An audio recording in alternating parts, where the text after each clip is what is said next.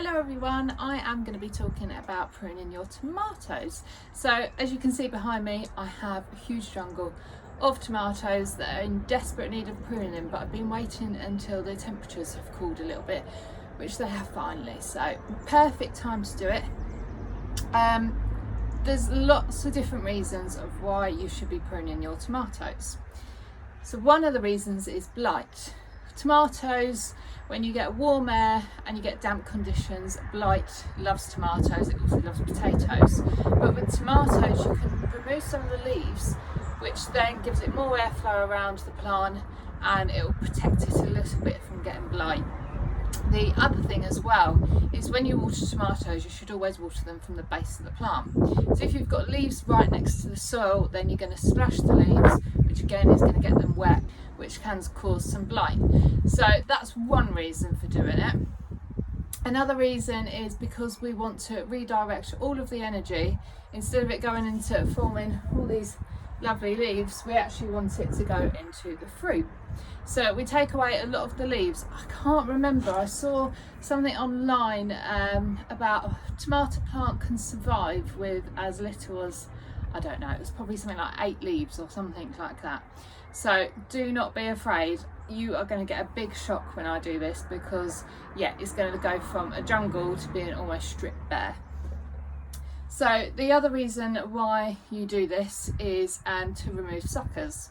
So you've got 2 different types, well actually 3 different types of tomatoes. You've got a Cordon variety, so that grows just one stem straight up and all your tomatoes come off that. You've got a bush variety that grows lots of different stems and they don't need pruning. And then you've got a semi-bush variety, and I'm going to be honest, I've got no idea what you do to prune them. I've got a feeling you don't prune them. So you need to look at what varieties you've got, which again I'm going to have to do in a minute because I'm not sure which plant is which. So the Cordon varieties are the ones that you want to prune.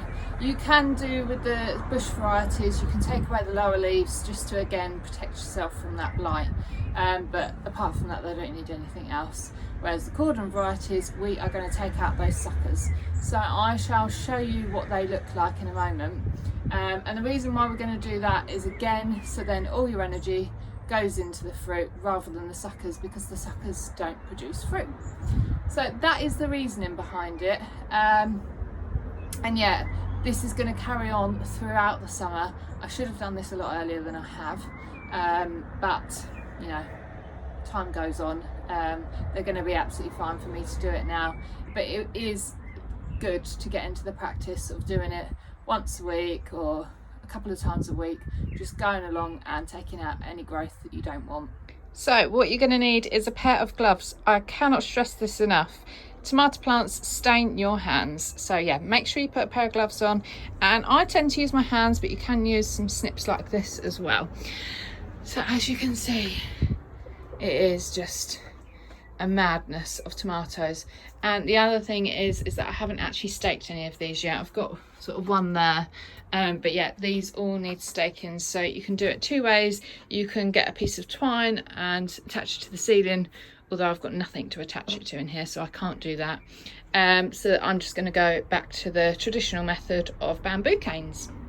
Okay, so I've got my gloves on, and this variety is a chocolate cherry variety. I've grown this last year. So what we're going to do is we're going to take off all these leaves up to the first truss of fruit, and also we're going to take off above any side shoots. So this is what you call a side shoot. This is where you've got a shoot coming out here and then another one appears here. So all you want to do is break them off, maybe a little bit more than that, like that. So yeah, as I say, you can cut these off, but actually I'm going to be getting rid of all this foliage down here anyway. And it's that simple really, isn't it, Olive? It's not hard, is it? No. So I mean, there's absolutely loads of these suckers everywhere. I should be doing that and also be clearing the ground underneath.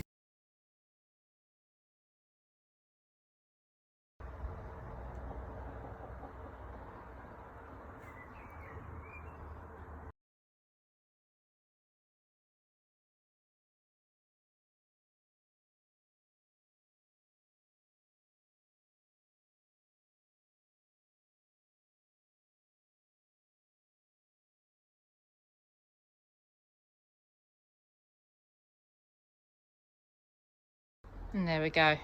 That is everything that I've cut off. So it looks a bit different now. A lot tidier.